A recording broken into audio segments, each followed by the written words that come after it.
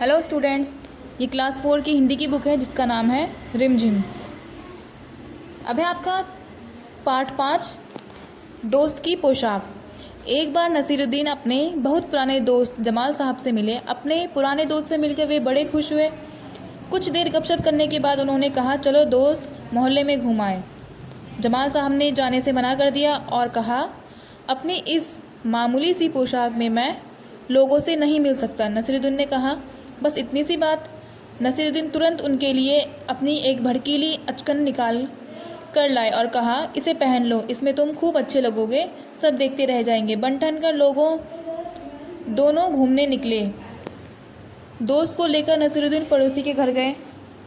नसीरुद्दीन ने अब पड़ोसी से कहा, ये है मेरे खास दोस्त जमाल साहब, आज कई सालों बाद इनसे मुलाकात हुई है।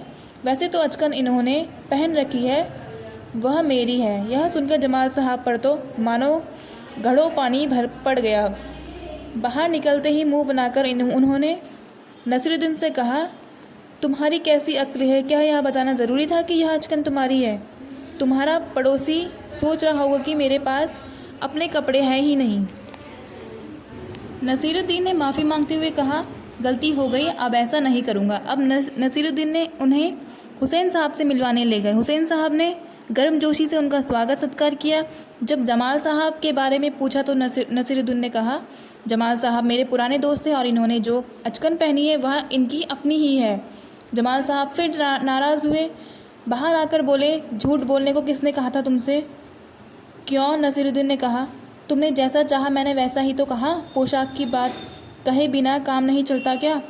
उसके बारे में ना कहना ही अच्छा है, जमाल साहब ने समझाया। जमाल साहब को लेकर नसीरुद्दीन आगे बढ़े, तभी एक अन्य पड़ोसी मिल गए। नसीरुद्दीन ने जमाल साहब का परिचय उनसे करवाया। मैं आपका परिचय पुराने दोस्त से करवा दूँ। यह है जमाल साहब और इन्होंने जो अचकन पहनी है उसके बारे में मैं चुप ही रहूँ तो अच्छा है।